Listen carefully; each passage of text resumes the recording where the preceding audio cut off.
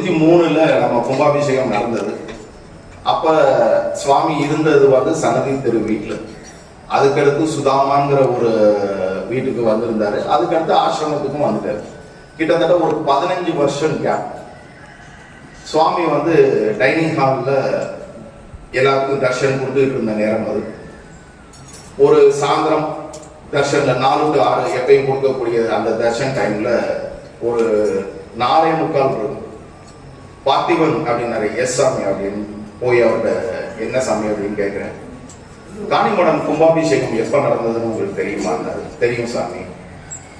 எப்ப நடந்ததுனாரு. 1993ல நடந்தது சாமி. அங்க யாரு கும்பாபிஷேகம் நடத்தினான்னு உங்களுக்கு தெரியுமா? தெரியும் சாமி. யார் நடத்தினது? திவாகர்னுங்கிற நம்பூதிரி. அவரை நீங்க பார்த்திருக்கீங்களா அப்படின்னு கேட்டாரு. பார்த்திருக்கேன் சாமி. அவர் கூட உங்களுக்கு பேசி நல்ல பழக்கம் இருக்கா அப்படின்னாரு. இருக்கு சாமி. என்ன பழக்கம் இருக்கு அப்படின்னு கேட்டாரு. நாங்க ஏற்கனவே சண்டை போட்டிருக்கோம் சாமி அப்படின்னு. ஆனா என்ன சண்டைன்னு கேட்கல. சரி, அவர் இன்னும் கொஞ்ச நேரத்துல இங்க வருவாரு, பிச்சைக்காரன் கூட்டிட்டு வருவோம் தம்பி, அவரை வெயிட் பண்ண வைக்க வேண்டாம் அப்படின்னாரு. சரி சாமி அப்படின்னு. சரி, நீங்க போய் வழக்கமா உட்கார இடத்துல உட்காந்துடலாம் அப்படின்ட்டாரு. நான் வந்து உட்காந்துட்டு ஒரு 10 நிமிஷம் கழிச்சு தச்சல திரும்பி பாக்குறேன். அவரு வாசல்ல நின்று கையெடுத்து கும்பிட்டுட்டு உள்ள வர்றதுக்காக ரெடியா இருக்காரு. சரின்ட்டு நேரம் அவர்கிட்ட போனோம். போய் அவரை நமஸ்காரம் பண்ண உடனே அவரும் நமஸ்காரம் பண்ணிட்டு வாங்க உள்ள வாங்க சாமி உங்களை வர சொன்னாரு அப்படின்னு.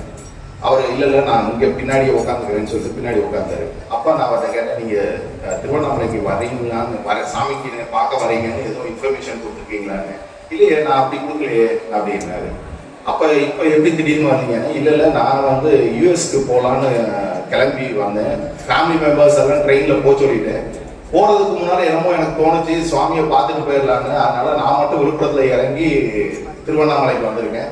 அவங்கெல்லாம் சென்னைக்கு போயிருக்காங்க. Night flight. நான் சாமியை பார்த்துட்டு திருப்பி நைட் ஃபிளைட்டுக்கு போயிடுவேன் அப்படின்னாரு. சரி, நீங்க உட்காந்துருங்கன்னு சொல்லிட்டு சுவாமியை பார்க்குற வந்து சுவாமி இந்த மாதிரி திவாகர் நம்பூதிரி வந்திருக்காரு அப்படின்னா உடனே கூட்டிட்டு வருவோம்.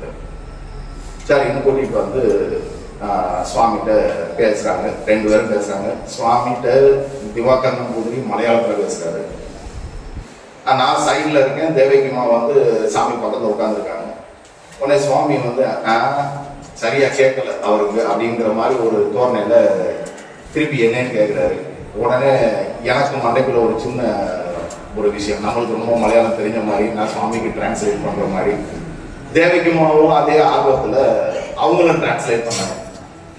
அவங்க ஒண்ணு சொல்ல இவங்க ஒண்ணு சொல்ல இப்படியே இருந்துகிட்டே இருந்தது. உடனே பார்த்திபன் நம்ம இப்படி பக்கத்துல உட்காருவோம் தம்பி அப்படின்னு சொல்லி என்னைய உட்கார வச்சுட்டாரு. பேச விடல.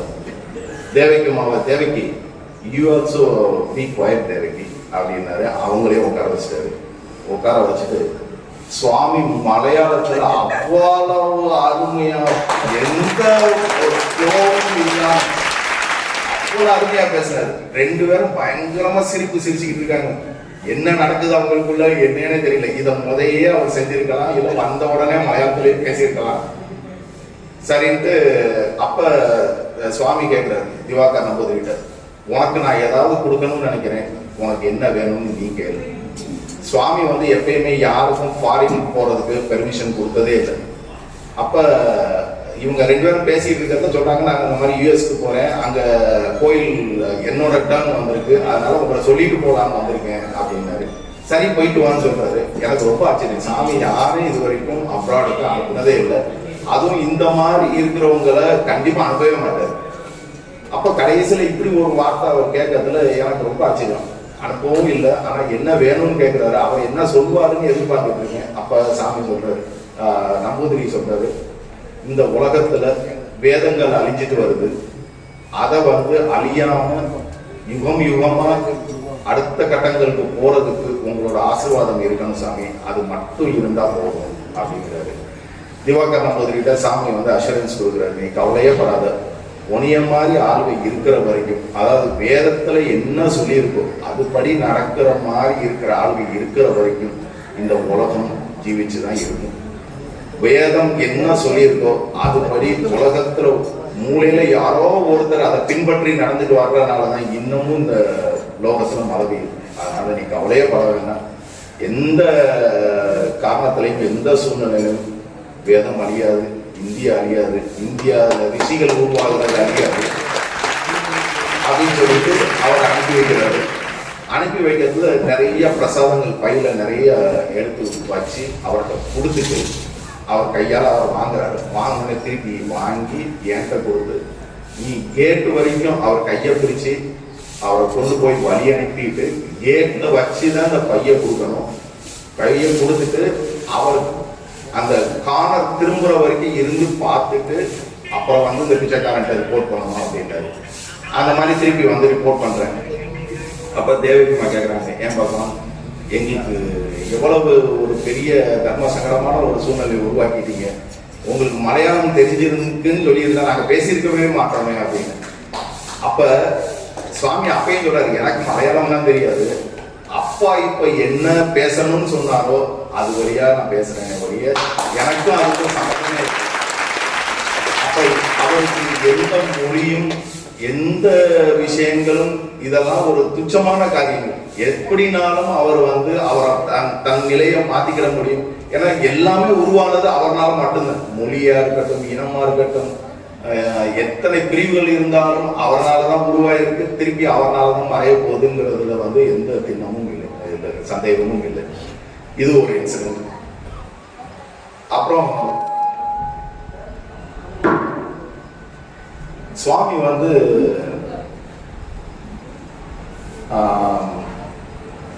என்னோட கல்யாணத்தப்ப வந்து ஒரு பெரிய மிராக்கிள் நடத்தினாரு. அது ஒரு பெரிய இன்சிடென்ட்.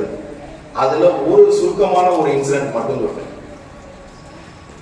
எனக்கு எத்தனையோ பொண்ணு பார்த்தாங்க, ஆனா அந்த பொண்ணெல்லாம் வேண்டான்னு ரிஜெக்ட் பண்ணாரு.